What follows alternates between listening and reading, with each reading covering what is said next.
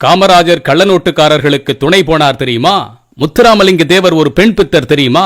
இமானுவேல் சேகரன் அவர்கள் ராணுவத்தில் இருந்ததை யாரும் நிரூபிக்க முடியுமா என்ற பிதற்றல்களை, உளறல்களை சமீப காலங்களில் நாம் காண முடிகின்றது. இது போன்ற கீழ்த்தரமான செய்திகளை பதிவிடும் தமிழின விரோதிகளை, எம் இனத்தின் புல்லுருவிகளை பார்த்து நான் கேட்கின்றேன்.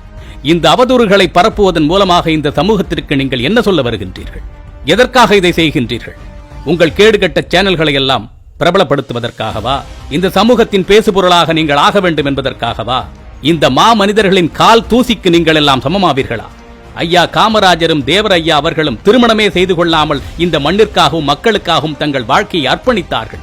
இந்த காலத்தில் தன்னை தியாகி என்று சொல்லிக் கொண்டு திருமணம் மட்டும் செய்து கொள்ளாமல் ஊருக்கு ஊர் ஒரு இணையரை, துணையரை, இணை துணையரை, துணை இணையரை வைத்துக் கொண்டிருக்கும் கேடுகட்டவர்களை போன்றவர்கள் வாழவில்லை.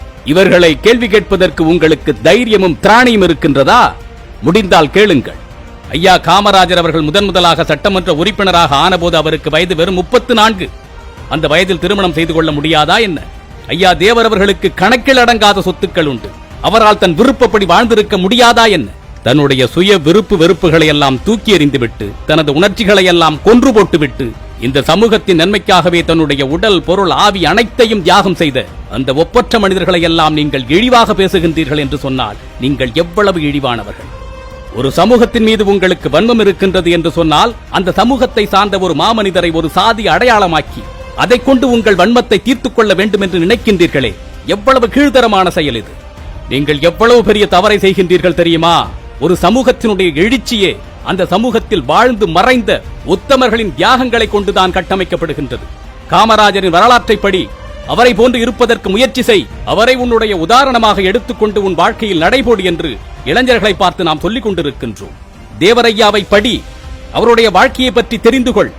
அவர் எப்படிப்பட்ட எழுச்சி மிக்க சிந்தனைகளை இந்த மண்ணில் விதைத்து அதை செயல்படுத்தி காட்டினார் என்று தெரிந்து கொள் என்று அவரது வரலாற்றை எல்லாம் நமது பிள்ளைகளுக்கு நாம் தியாக வரலாறுகளாக அறிமுகம் செய்து கொண்டிருக்கின்றோம்.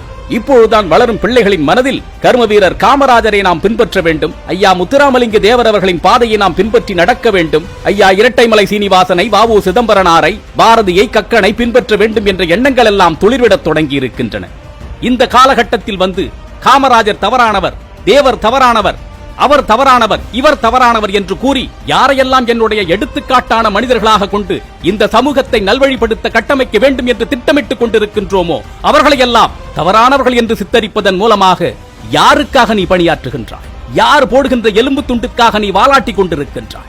யாருமே இதுவரைக்கும் இந்த சமூகத்தில் சரியானவர்கள் இல்லை என்று ஒரு பிம்பத்தை ஏற்படுத்திவிட்டார்.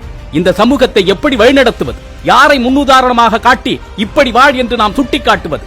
என் அன்பு தமிழ் சொந்தங்களே, தென் மாவட்டங்களில் பெரும்பான்மை வகிக்கும் முக்குளத்தூர் சமூகம், நாடார் சமூகம், தேவேந்திரகுல வேளாளர் சமூகத்தை ஒன்றிணைந்துவிட செய்யக்கூடாது என்பதற்காகவே இதுபோன்ற திட்டமிட்ட சதிகள் நடத்தப்பட்டுக் கொண்டே இருக்கின்றது. இந்த பெரும்பான்மை சமூகங்கள் ஏதோ ஒரு விதத்தில் சண்டையிட்டுக் கொண்டே இருக்க வேண்டும், பிளவுபட்ட வண்ணமே இருக்க வேண்டும். அப்பொழுதுதான் தமிழன் அல்லாதவர்கள் தமிழனை ஆள முடியும். இந்த பெருமெண்ணிக்கையில் இருக்கும் தமிழ் குடிகள் எல்லாம் இணக்கமாகவே இருந்துவிடக் கூடாது என்று திட்டமிட்டு சதி வேலைகள் நடத்தப்படுகின்றது. உணர்ந்து கொள்ளுங்கள், புரிந்து கொள்ளுங்கள். யாரோ இங்கிருந்து ஆட்டி வைக்கக்கூடிய கபட நாடக வேலைகளுக்கெல்லாம் நாம் பலிகடா ஆகிவிட முடியாது.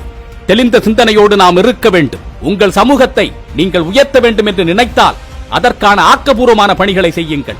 அதை விடுத்து நமக்குள்ளேயே நாம் சண்டையிட்டுக் கொள்வதன் மூலமாக நமக்கு தொடர்பில்லாத ஒருவனை மறுபடியும் நமக்கிடையே ஆள வைத்து விடாதீர்கள். பிரித்தாளும் சூழ்ச்சி என்பது ஒரு இனம் தனக்குள் என்ன நடக்கின்றது என்று அறியாமலேயே அதை அழிவு பாதையில் இட்டுச் சென்றுவிடும். அதுதான் தற்போது நடக்கின்றது.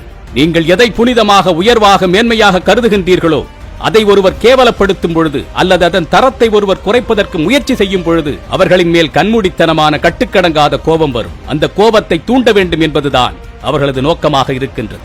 இந்த சகுனி வேலையை இரு சமூகத்திற்கு இடையில் மிக அழகாக செய்கின்றார்கள். சாதுரியமாக இருப்போம், அப்பொழுதுதான் சகுனிகளை வெல்ல முடியும். சிந்திப்போம், மற்றும் ஒரு பதிவில் சந்திப்போம். தமிழனாய் பிறந்தேன் என்ற பெருமையுடன் விஜய் சீதாராமன்.